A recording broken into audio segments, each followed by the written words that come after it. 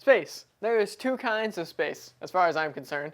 Outer space and inner space. The kind of space that you store all your files on. One is infinite. The other is very finite.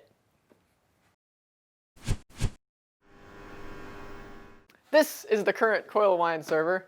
His name is Nazarus because we resurrected the old PC that was inside of it and then promptly killed it. And currently, he has 8 terabytes of space on him, which seems like a lot given our channel is like this big. But eventually, he will run out of space at the 4K video that we're shooting. And I wanted to have some backup space, but I've been keeping my eye out for storage anyway, because who doesn't like a good deal on space?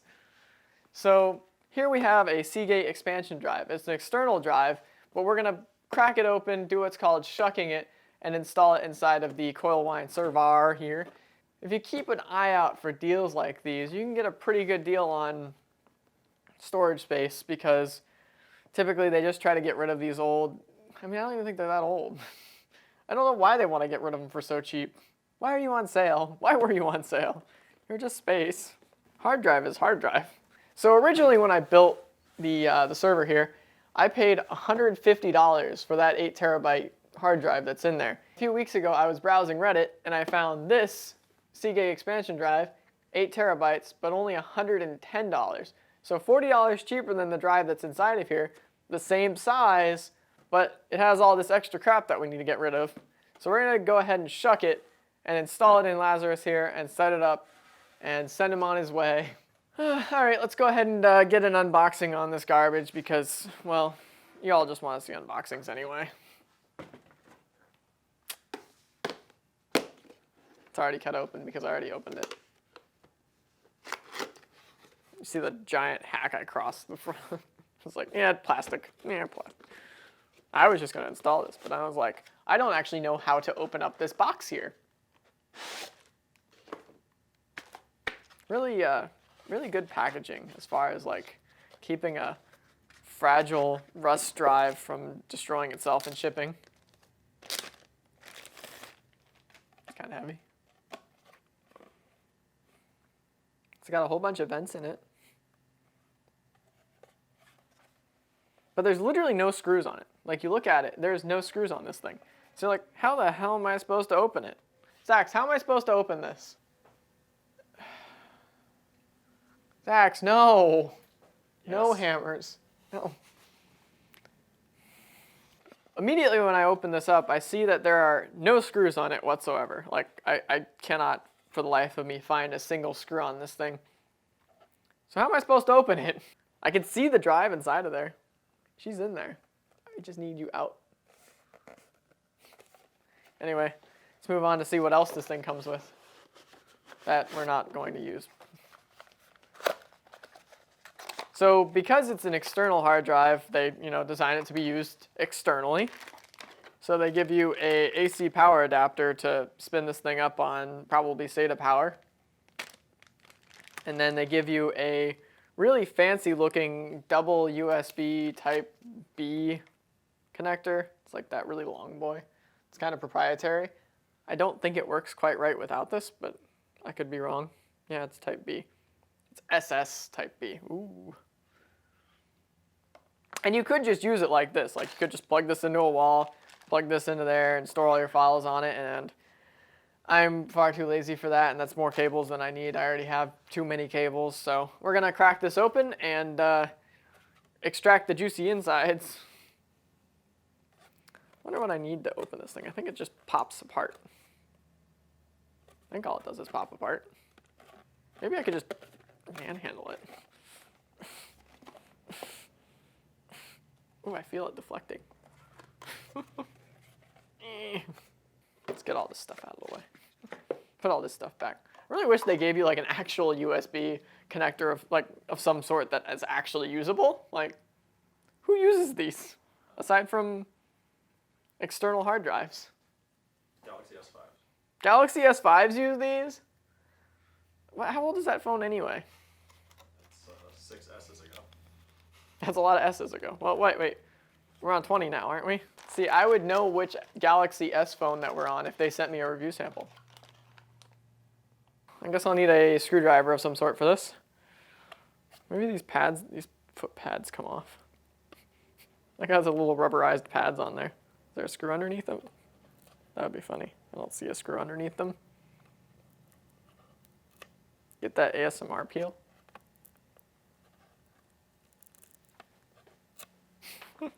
Wonder if it even hears that. You hear it? Very obvious. There's no screw holes under here. But I definitely see like where you could deflect this and then it just pops apart. I hope it's this side that comes off. That's my guess and I'm sticking to it.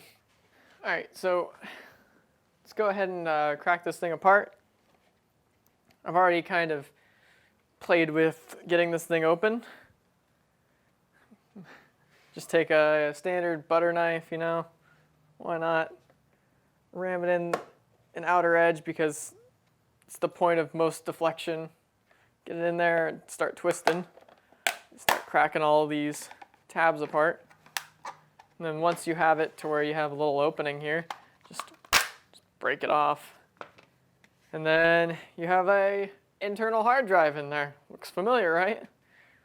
So all you would have to do is kind of, there's an area where these two outputs are kind of getting in the way. So just deflect the edge here, kind of give it a shake. Or go in there and grab it and pull it out. And then boom, a Seagate Barracuda. Barracuda. This is just a little bit of a foil wrap on there. There's a screw right here. Let's go ahead and take this screw out. And slide off this memory controller adapter thing.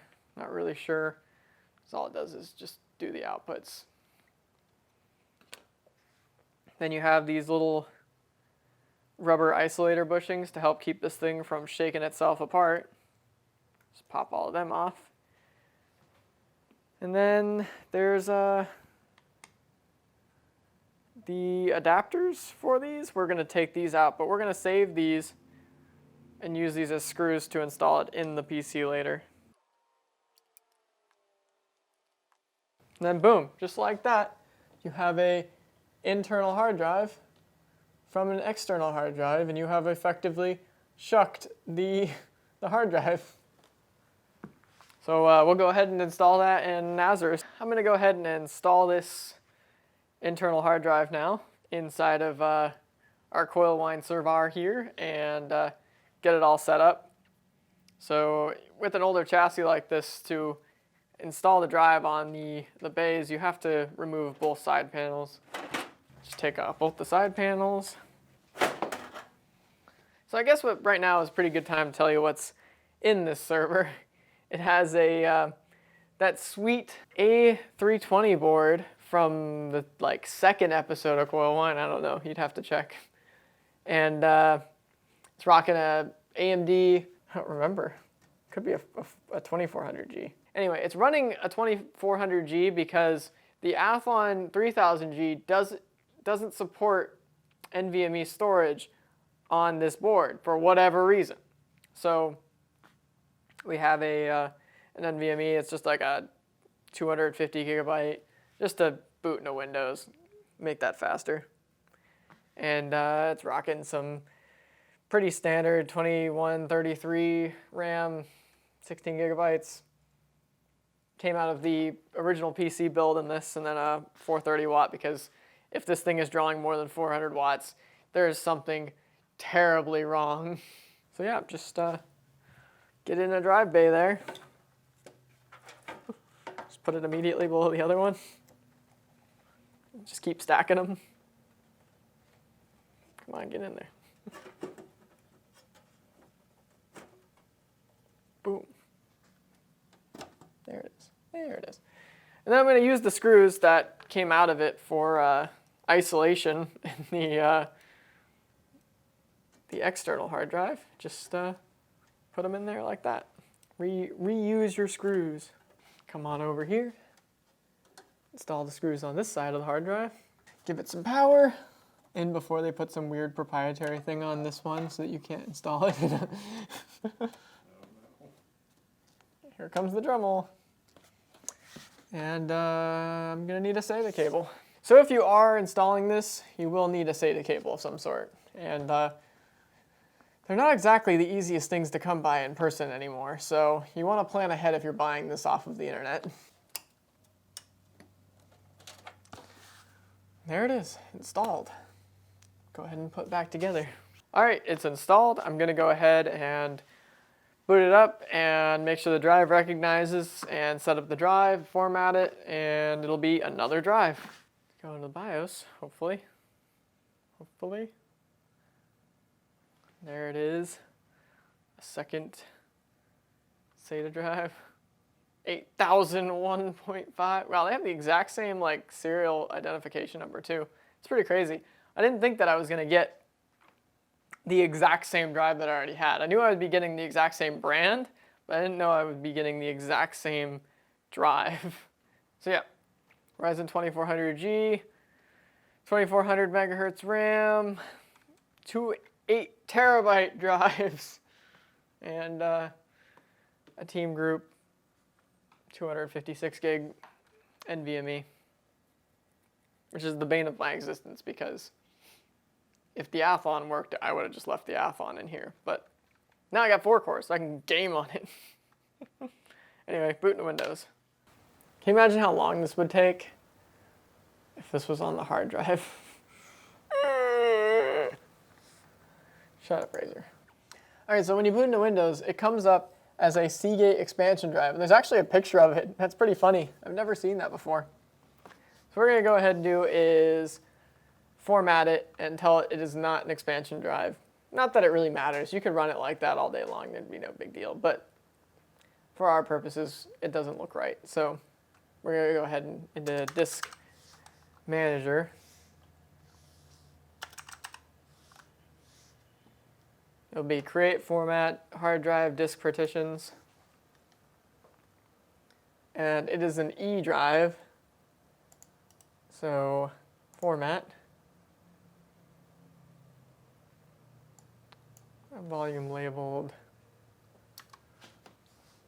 more space. All right, there it is. It comes up as a actual hard drive installed in our lovely little Nazareth here. Let's see about moving some stuff onto there. How long does it take? It's running at 170-ish megabytes a second, 180-ish. Not bad.